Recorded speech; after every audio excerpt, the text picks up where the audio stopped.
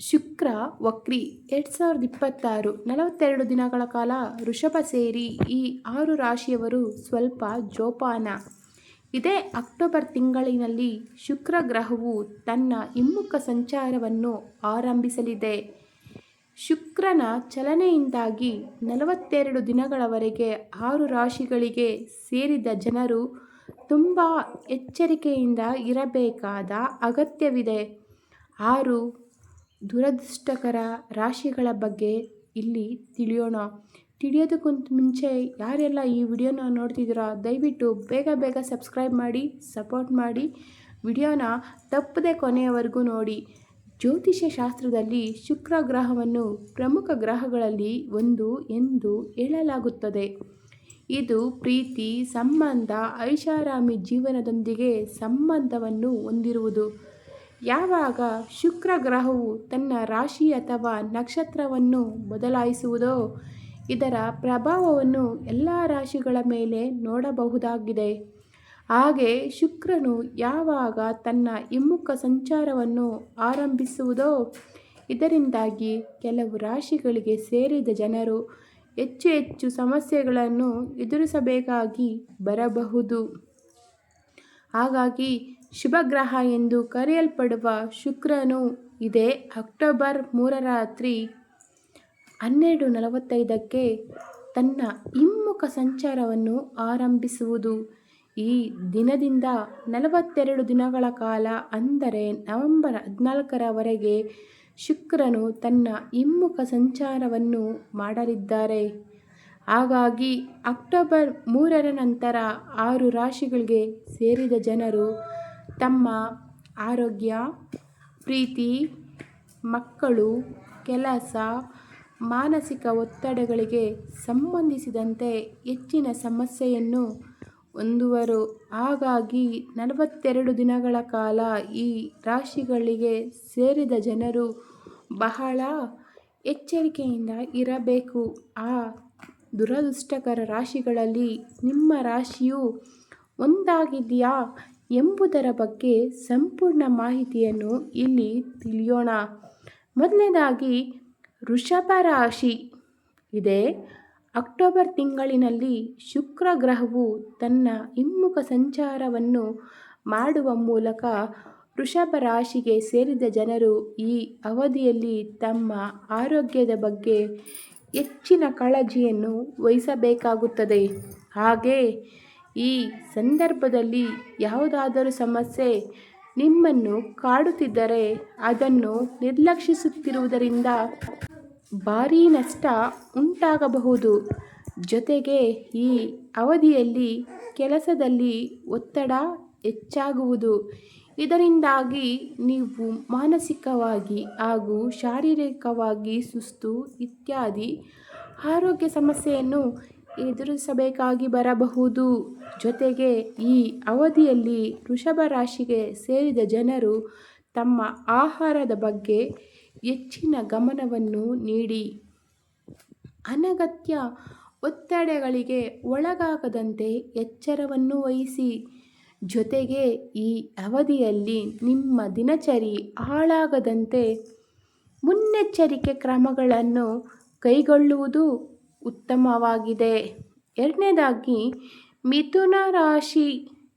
ಶುಕ್ರ ಗ್ರಹವು ತನ್ನ ಹಿಮ್ಮುಖ ಸಂಚಾರವನ್ನು ಮಾಡುವ ಮೂಲಕ ಮಿಥುನ ರಾಶಿಗೆ ಸೇರಿದ ಜನರಿಗೆ ಈ ಅವಧಿಯಲ್ಲಿ ಪ್ರೀತಿ ಮತ್ತು ಮಕ್ಕಳಿಗೆ ಸಂಬಂಧಿಸಿದ ವಿಚಾರಗಳಲ್ಲಿ ಏರಿಳಿತವನ್ನು ಎದುರಿಸಬೇಕಾಗಿ ಬರಬಹುದು. ಹಾಗೆ ನಿಮ್ಮ ಸಂಗಾತಿಯೊಂದಿಗೆ ಯಾವುದಾದರೂ ವಿಚಾರಕ್ಕೆ ಜಗಳ ಅಥವಾ ತಪ್ಪು ತಿಳುವಳಿಕೆ ಉಂಟಾಗುವ ಸಂಭವವೂ ಇದೆ. ಜೊತೆಗೆ ಈ ಅವಧಿಯಲ್ಲಿ ಮಕ್ಕಳಿಗೆ ಸಂಬಂಧಿಸಿದಂತೆ ಯಾವುದಾದರೂ ಚಿಂತೆ ನಿಮ್ಮನ್ನು ಕಾಡುವುದು. ಈ ಸಂದರ್ಭದಲ್ಲಿ ಯಾವುದೇ ಚಿಕ್ಕ ವಿಚಾರ ದೊಡ್ಡದಾಗದಂತೆ ಎಚ್ಚರ ವಹಿಸುವುದು ಅಗತ್ಯ. ಜೊತೆಗೆ ಈ ಅವಧಿಯಲ್ಲಿ ಯಾವುದೇ ವಿಚಾರಗಳನ್ನು ಮಾತುಕತೆಯ ಮೂಲಕ ಬಗೆಹರಿಸುವಂತೆ ಹೆಚ್ಚಿನ ಕಾಳಜಿ ವಹಿಸಿ. ಜೊತೆಗೆ ಈ ಸಂದರ್ಭದಲ್ಲಿ ಯಾವುದೇ ರೀತಿ ದೊಡ್ಡ ನಿರ್ಧಾರವನ್ನು ಭಾವನಾತ್ಮಕವಾಗಿ ತೆಗೆದುಕೊಳ್ಳದೆ ಇರುವುದೇ ಉತ್ತಮ. ಮೂರನೇ ರಾಶಿ ಕನ್ಯಾ ರಾಶಿ. ಕನ್ಯಾ ರಾಶಿಗೆ ಸೇರಿದ ಜನರು ಅಕ್ಟೋಬರ್ 3ರ ನಂತರ ಅದೃಷ್ಟದಲ್ಲಿ ಕೊರತೆಯನ್ನು ಹೊಂದಬೇಕಾಗಿ ಬರಬಹುದು. ಈ ಸಂದರ್ಭದಲ್ಲಿ ಕಠಿಣ ಪರಿಶ್ರಮದ ನಂತರ ಉತ್ತಮ ಫಲಿತಾಂಶ ದೊರಕದೇ ಇರಬಹುದು. ಹಾಗಾಗಿ ಈ ಅವಧಿಯಲ್ಲಿ ಯಾವುದೇ ರೀತಿಯ ಅಗತ್ಯ ಕೆಲಸಗಳು ಅಡೆತಡೆಯಿಂದಾಗಿ ಅಪೂರ್ಣಗೊಳ್ಳದಂತೆ ಎಚ್ಚರವನ್ನು ವಹಿಸಿ. ಈ ಸಂದರ್ಭದಲ್ಲಿ ಕನ್ಯಾ ರಾಶಿಗೆ ಸೇರಿದ ಜನರು ಧೈರ್ಯದಿಂದಿರುವುದು ಬಹಳ ಅಗತ್ಯ. ಜೊತೆಗೆ ಯಾವುದೇ ವಿಚಾರಕ್ಕೆ ನಿರಾಸೆಯನ್ನು ಹೊಂದಬೇಡಿ. ನಿಮ್ಮ ಪ್ರಯತ್ನವನ್ನು ಮುಂದುವರಿಸುವುದು ಬಹಳ ಒಳ್ಳೆಯದು. ಆದರೆ ಈ ಅವಧಿಯಲ್ಲಿ ಯಾವುದೇ ನಿರ್ಧಾರವನ್ನು ಅವಸರದಲ್ಲಿ ತೆಗೆದುಕೊಳ್ಳದಂತೆ ಹೆಚ್ಚಿನ ಕಾಳಜಿ ವಹಿಸುವುದು ಉತ್ತಮ. ನಾಲ್ಕನೇ ರಾಶಿ ತುಲಾರಾಶಿ. ಅಕ್ಟೋಬರ್ 3ರಿಂದ ನವೆಂಬರ್ 14ರವರೆಗಿನ ಅವಧಿಯು ತುಲಾರಾಶಿಗೆ ಸೇರಿದ ಜನರಿಗೆ ಶುಕ್ರನ ಹಿಮ್ಮುಖ ಸಂಚಾರದಿಂದಾಗಿ ಆರೋಗ್ಯಕ್ಕೆ ಸಂಬಂಧಿಸಿದಂತೆ ಸ್ವಲ್ಪ ಏರಿಳಿತವನ್ನು ಎದುರಿಸಬೇಕಾಗಿ ಬರಬಹುದು. ಹಾಗಾಗಿ ಈ ಅವಧಿಯಲ್ಲಿ ಬಹಳ ಎಚ್ಚರಿಕೆಯಿಂದ ಇರಿ. ಈ ಸಂದರ್ಭದಲ್ಲಿ ಶಾರೀರಿಕವಾಗಿ ಸುಸ್ತನ್ನು ಹೊಂದುವ ಸಂಬಂಧವಿದೆ. ಹಾಗೆ ಈ ಅವಧಿಯಲ್ಲಿ ನೀವು ಕೆಲಸಕ್ಕೆ ಸಂಬಂಧಿಸಿದಂತೆ ಹೆಚ್ಚು ಕಾರ್ಯನಿರತವಾಗಿರುವುದರ ಮಧ್ಯೆ ನಿಮಗಾಗಿ ಸ್ವಲ್ಪ ಸಮಯವನ್ನು ಮೀಸಲಿಡಿ. ಜೊತೆಗೆ ಆರೋಗ್ಯಕ್ಕೆ ಸಂಬಂಧಿಸಿದಂತೆ ಬೇಜವಾಬ್ದಾರಿತನವನ್ನು ಹೊಂದದೆ ಇರುವುದು ಉತ್ತಮ. ಇದರೊಂದಿಗೆ ಈ ಸಂದರ್ಭದಲ್ಲಿ ನೀವು ಹೊರಗಿನ ಅನಾರೋಗ್ಯಕರ ಆಹಾರವನ್ನು ಸೇವಿಸಬೇಡಿ. ಜೊತೆಗೆ ಸರಿಯಾದ ದಿನಚರಿಯನ್ನು ಪಾಲಿಸುವುದು ಉತ್ತಮ. ನಾಲ್ಕನೇದಾಗಿ ಮಕರ ರಾಶಿ. ಮಕರ ರಾಶಿಯು ಶುಕ್ರ ಗ್ರಹವು ತನ್ನ ಹಿಮ್ಮುಖ ಸಂಚಾರವನ್ನು ಮಾಡುವ ಮೂಲಕ ಮಕರ ರಾಶಿಗೆ ಸೇರಿದ ಜನರು ಈ ಅವಧಿಯಲ್ಲಿ ಸಾಕಷ್ಟು ಸಮಸ್ಯೆಗಳನ್ನು ಎದುರಿಸಬೇಕಾಗಿ ಬರಬಹುದು. ಈ ರಾಶಿಗೆ ಸೇರಿದ ಜನರು ಕೆಲವು ಸಮಯಗಳ ಕಾಲ ಮಾನಸಿಕ ಒತ್ತಡವನ್ನು ಸಹ ಎದುರಿಸಬೇಕಾಗಿ ಬರಬಹುದು.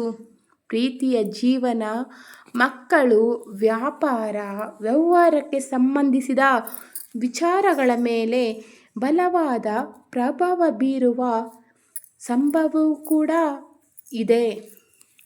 ಹಾಗಾಗಿ ಈ ಅವಧಿಯಲ್ಲಿ ನಿಮ್ಮ ಕೆಲಸದ ಬಗ್ಗೆ ಹೆಚ್ಚಿನ ಗಮನ ನೀಡಲು ಸಾಧ್ಯವಾಗದೇ ಇರಬಹುದು. ಆದರೆ ಈ ಸಂದರ್ಭದಲ್ಲಿ ನೀವು ಅಗತ್ಯಕ್ಕಿಂತ ಹೆಚ್ಚಿನ ಚಿಂತೆಯನ್ನು ಹೊಂದದಂತೆ ಇರಲು ಪ್ರಯತ್ನಿಸಿ. ನೀವು ಸರಿಯಾದ ಮಾರ್ಗದಲ್ಲಿ ಮುಂದುವರಿಯಲು ಸಾಧ್ಯವಾಗದೇ ಇದ್ದರೆ ಸರಿಯಾದ ಮಾರ್ಗದಲ್ಲಿ ತೆರಳಲು ಪ್ರಯತ್ನಿಸಿ. ನಿಧಾನವಾಗಿ ಪರಿಸ್ಥಿತಿಯನ್ನು ನಿಭಾಯಿಸುವುದರೊಂದಿಗೆ ಮುಂದೆ ಸಾಗುವುದು ಉತ್ತಮ. 5ನೇ ರಾಶಿ ಕುಂಭರಾಶಿ. ಶುಕ್ರ ಗ್ರಹವು ತನ್ನ ಹಿಮ್ಮುಖ ಸಂಚಾರವನ್ನು ಮಾಡುವ ಮೂಲಕ ಕುಂಭರಾಶಿಗೆ ಸೇರಿದ ಜನರ ಮೇಲೆ ಅಶುಭ ಪ್ರಭಾವವನ್ನು ಬೀರುವ ಸಂಭವವಿದೆ. ಹಾಗಾಗಿ ಕುಂಭರಾಶಿಗೆ ಸೇರಿದ ಜನರ ಅದೃಷ್ಟ ಸ್ಥಿತಿ ಈ ಅವಧಿಯಲ್ಲಿ ಉತ್ತಮವಾಗಿರುವುದಿಲ್ಲ.